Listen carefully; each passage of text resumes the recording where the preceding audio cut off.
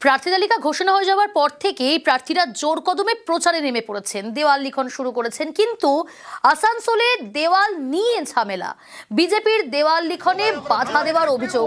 কাদের বিরুদ্ধে অভিযোগ, ঠিক কি অভিযোগ বিস্তারিত জানাবো। তবে তার আগে আপনাদের দেখাচ্ছি যে ছবিটা দেখুন, সেখানে দেওয়াল দখল, অর্থাৎ দেওয়াল লিখন হবে, সেই দেওয়ালটা দখল করবে কে, কার দেওয়াল, কোন দেওয়ালে লেখা হবে, সেই নিয়ে তৃণমূল এবং বিজেপির মধ্যে অভিযোগ, পাল্টা অভিযোগ। যদিও সেই অভিযোগ তৃণমূল অস্বীকার করেছে এবং পাল্টা বিজেপিকেই নিশানা করেছে তৃণমূল কংগ্রেস।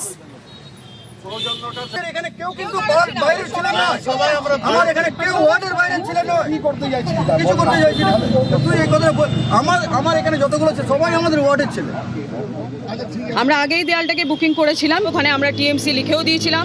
তা সত্ত্বেও এখানে আবার বিজেপির ক্যান্ডিডেটের নাম লেখা হচ্ছে। রীতিমতো গুটখা খেয়ে পানের পিক ফেলে পুরো দেয়ালগুলোকে নষ্ট করে দেওয়া হয়েছে। অগ্রণীর পুরো এরিয়া আমাদের দেয়ালগুলো নষ্ট করে দিয়েছে। আমরা বুক করা সত্ত্বেও উনি কি করে পারলেন যে এখানে ওনাদের ক্যান্ডিডেটের নাম লেখাতে? আমাদের একটা অস্থায়ী অফিস হচ্ছে ওইখানটা, আর ওই অস্থায়ী অফিসের দেওয়ালে তৃণমূল কংগ্রেসের লেখা থাকবে, ওটা ঠিক নয় আর কি। এবং ওখানে এখন বর্তমানে যে জমির কাগজপত্রে যার নাম আছে তার কাছ থেকে আমরা ওখানে দেওয়ালটা লেখবার কনসেন্ট নিয়ে এসেছি। আমরা এটা ইলেকশন কমিশনে দেখাচ্ছি, জমা করছি, আমাদের অথেন্টিক ওখানে পারমিশন রয়েছে।